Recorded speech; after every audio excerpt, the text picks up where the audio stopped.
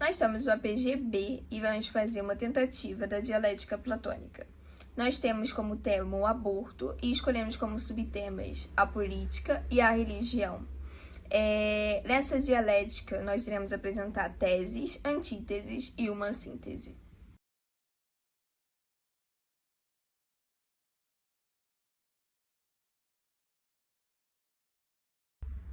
Do ponto de vista religioso e de muitos fiéis, o aborto não pode ser realizado, já que esse é uma prática que difere do pensamento bíblico e do quinto mandamento que diz: não matarás. Para essa vertente, o feto, quando concebido, já tem vida.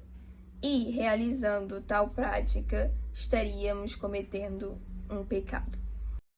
Contrapondo a sua fala, Ana, a pastora luterana diz que, embora existam 3 textos citados bíblicos, o aborto não é condenado pelas escrituras, tampouco faz referência.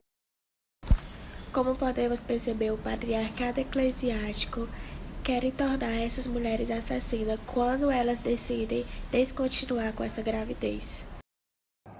Bom, é indubitável deixar claro o sofrimento e a dor que o feto tem durante esse processo, pois ao ser abortada, a criança sofre de maneira horrivelmente dolorosa. E as mães não veem isso, não sentem, pois elas não passam por isso. Afinal, quem está dentro do útero é a criança, ela que passa por isso, ela que não teve o seu direito à vida respeitado. Então, o feto humano sente ou não sente dor? Segundo o estudo realizado pela Faculdade Real de Obstetras e Ginecologista na Inglaterra, ela descobriu que a consciência não é formada no período. Qual é esse período? Que o feto humano ele não sente dor antes de 24 semanas de concepção. As conexões nervosas no cérebro do feto não são formadas antes desse período. As descobertas sugerem que abortos conduzidos dentro das 24 semanas não resultam em sofrimento do feto.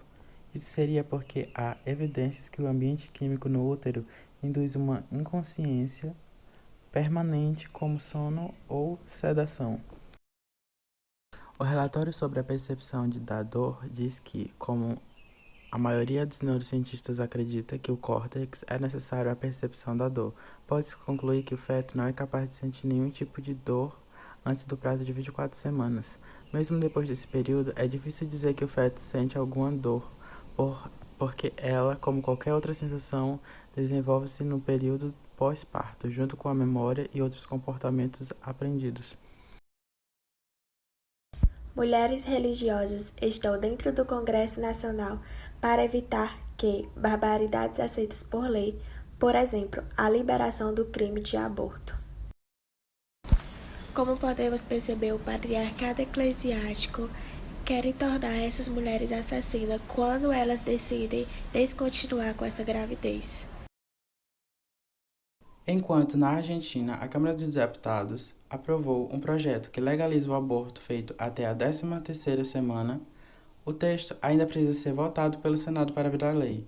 No Brasil, o Congresso Nacional só tem feito avançar propostas para tornar as leis sobre interrupção da gravidez ainda mais rígidas.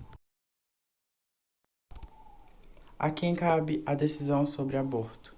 Segundo o ministro Luiz Roberto Barroso, no caso do aborto, a polêmica gira em torno da interpretação sobre se a interrupção da gravidez é ou não um direito fundamental da mulher. Para ele, sim. Portanto, a decisão pode, na visão dele, ser tomada pelo judiciário. Se você entende que o direito de uma mulher interromper a gravidez é uma decisão política, então a decisão seria do Congresso. Mas se você entende que é um direito fundamental, então é algo assegurado pela Constituição, que deve ser garantido e não pode ser mudado nem por emenda constitucional, disse em entrevista à BBC Brasil. Eu acho que é um direito fundamental da mulher. O Estado não deveria ter o poder de mandar a política obrigar uma mulher a ter um filho que ela não quer ter. Se os homens engravidassem, esse assunto estaria resolvido há muito tempo. Então, existe um pouco de sexismo nisso também, completou o ministro. Cara colega Agatha, pense comigo. Alguma dessas mulheres que atuam dentro do Congresso Nacional, infelizmente estão lá para impedir o avanço do acesso a direitos e para retroceder o que já foi conquistado. Como nos diz a fundadora do movimento Católicas pelo Direito de Decidir, Maria José Rosado. As mulheres têm que ter autonomia sobre o próprio corpo. Elas têm que ter a escolha de decidir. E existem atualmente mulheres religiosas que lutam pela opção dessa escolha, como, por exemplo, a criação de organizações como Católicas pelo Direito de Decidir, CDD, e a Frente Evangélica pela Legalização do Aborto.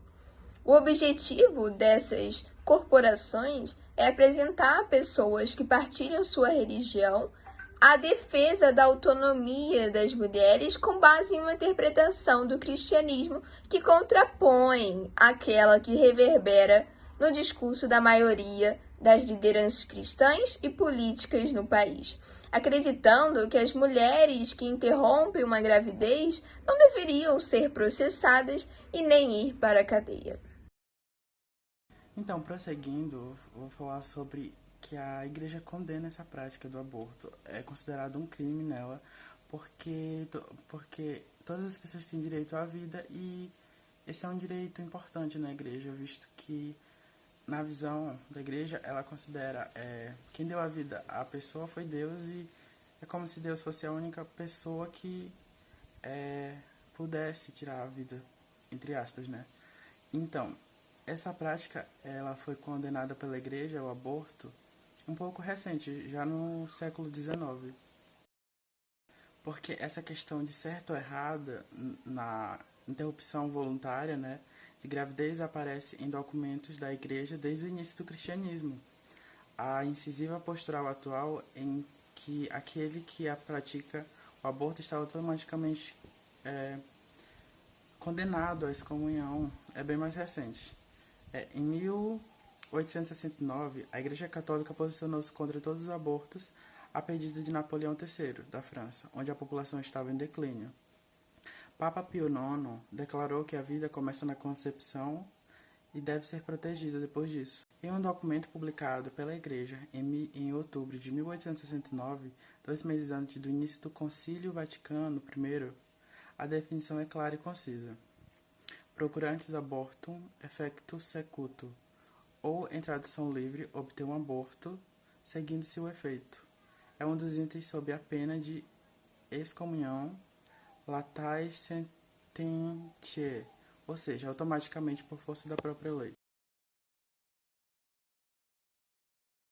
A verdade é que o Brasil ele se encontra numa situação em que o aborto ele é livre para mulheres que têm dinheiro, pois as mulheres que têm condição de pagar, elas fazem o procedimento de forma segura. Já as mulheres que não têm condição, elas têm a vida delas à mercê do destino, expostas a até morrerem com o procedimento, porque o aborto ele é o quinto causador da mortalidade materna no Brasil. E tem um estudo da Universidade de Brasília que ela afirma, né, que até os 40 anos, 20% das mulheres elas já praticaram o aborto. Então, se fosse legislar esses casos, como que seria? Seria em torno de 7 a 8 milhões de mulheres que seriam condenadas à prisão por terem decidido se iriam continuar uma gestação ou não. E às vezes elas não podem continuar uma gestação não só porque não querem, mas porque não têm condições financeiras ou psicológicas de arcarem com isso. Logo porque muitas delas não têm o companheiro, o pai da criança. Porque é sabido, né, que são a porcentagem de crianças que são registradas em cartório sem o nome do pai no registro de nascimento é muito alta. Então, assim, é uma questão social que precisa muito ser debatida e ser discutida também. É importante deixar claro que a legalização do aborto não é para incentivar as mulheres, não é para incentivar o aborto, porque o aborto ele já existe no Brasil e no mundo, e já acontece aqui no Brasil, só que ele acontece de forma irregular, no que resulta a uma tragédia muito grande, porque não é só um número, não é só uma porcentagem de mulheres que morrem anualmente, porque a cada 2 dias uma mulher ela morre por conta do aborto clandestino, mas não é só um dado estatístico. Essas mulheres elas são filhas e elas são mães, ou seja, são pais que perdem suas filhas, são crianças inocentes que ficam sem suas mães. Então esse é um problema social que precisa ser muito discutido ainda e ser muito debatido. Então, também é importante deixar claro que não é só o governo que paga mais de 40 milhões anualmente por procedimentos emergenciais decorrentes desses abortos ilegais que trazem essas causas, mas também as mulheres elas têm um custo muito alto e elas pagam tanto com a liberdade, mas também pagam com a vida. A criminalização do aborto, ela também é uma questão de liberdade individual, porque se uma pessoa ela tem seus preceitos, religiões, cujos valores éticos e morais não a permitem ser a favor do aborto, e essa pessoa respeita esses valores éticos e morais da sua religião, ela tem também que aprender a respeitar os outros grupos sociais, os outros grupos religiosos.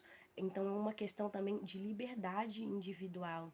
E eu tenho aqui o exemplo de uma mulher católica que defende o aborto. No Supremo Tribunal Federal, ela citou uma frase muito importante e muito bonita. Ela luta, mesmo sendo católica, ela luta pelo direito das mulheres sobre conquistarem o aborto. E ela disse a seguinte frase: é um dever ético da sociedade reconhecer as mulheres como agentes morais de pleno direito, com capacidade de escolha e decisão. E moral é que outros decidam sobre o que nós, mulheres, podemos ou não fazer dos nossos corpos.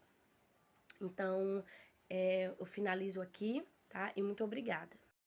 O diretor do hospital, ele disse em uma entrevista que, após o procedimento do aborto, seria preciso recuperar a vida da menina, que estava passando por um momento de tão grande terror emocional. E que as maiores sequelas que ficam são os traumas psicológicos e a consequência que essa situação vai trazer para a vida daquela. É importante deixar claro que sim, todas as vidas importam, e é por isso que a luta pela legalização do aborto, ela deve continuar, porque a criminalização, ela não impede que 1 milhão de abortos sejam realizados anualmente no Brasil, mas ela pode impedir a hospitalização de mais de 250 mil mulheres. E pode impedir que a cada 2 dias uma mulher morra por complicações do aborto inseguro. E é justamente a clandestinidade e a falta de políticas públicas que cria a figura do aborto inseguro. É importante saber que quando uma mulher ela decide interromper uma gravidez, ela precisa de cuidados médicos e assistência, não de polícia e processo. Que o feto ou o embrião tem um valor, isso é uma questão indiscutível. Porém, é preciso levar em consideração o valor social da vida e, principalmente, levar em consideração que, enquanto mais se perdura essa discussão entre ser contra ou ser favorável à legalização do aborto, quem paga o preço, quem paga essa conta são as mulheres e paga com a vida delas. A verdade é que o aborto ele deve ser permitido, seguro e, principalmente, ele deve ser raro. Minha cara colega Nathaniel, eu concordo que a implementação da educação sexual nas escolas seja um bom caminho para a diminuição da incidência do aborto na sociedade hoje em dia. Porém, eu me utilizar da fala da Camila Mantovani. Quando a gente começa a pautar a questão do aborto, sempre aparece uma dessas lideranças religiosas, com o apoio da bancada fundamentalista, para dizer que é só trabalhar a educação sexual. E é uma grande incoerência, porque quem nos impede de trabalhar isso são eles. Programas de educação sexual e o amplo acesso a métodos contraceptivos são estratégias de efetividade comprovadas para a redução do número de abortos que devem ser estimuladas em todos os países. Porém, a implementação da educação sexual na rede básica de ensino no Brasil não sanaria a realidade dos abortos clandestinos, pois, segundo estudos feitos pela Organização Mundial da Saúde, todos os métodos contraceptivos apresentam falhas, inclusive a laqueadura e a vasectomia.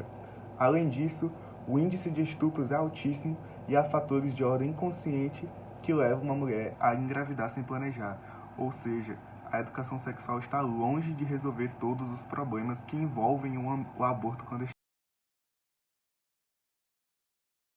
Não é fácil fazer uma síntese diante do tema aqui trabalhado, diante do tema aqui exposto, principalmente no que diz respeito a essa influência da legalidade do aborto no nosso país.